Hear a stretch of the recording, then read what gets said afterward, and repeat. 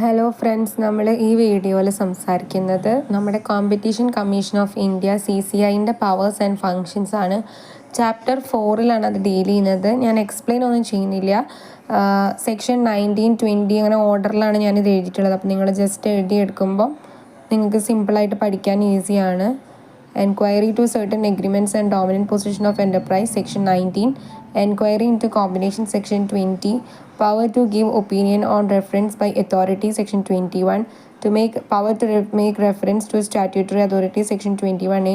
Meetings of the commission, Section 22. അങ്ങനെയാണ് ആ ഓർഡറിലാണ് വന്നിട്ടുള്ളത്. ബാക്കിയും കൂടെ ഉണ്ട്, കുറച്ചും കൂടെ പവേഴ്സ് ഉണ്ട്. മോർ ദാൻ 12 പവേഴ്സ് ഉണ്ട്.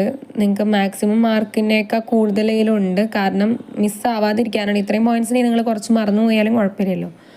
സോ അതാണ് പവേഴ്സ്. നിങ്ങൾ ഓരോന്നും എക്സ്പ്ലെയിൻ ചെയ്ത് എഴുതിയാൽ മതി. താങ്ക്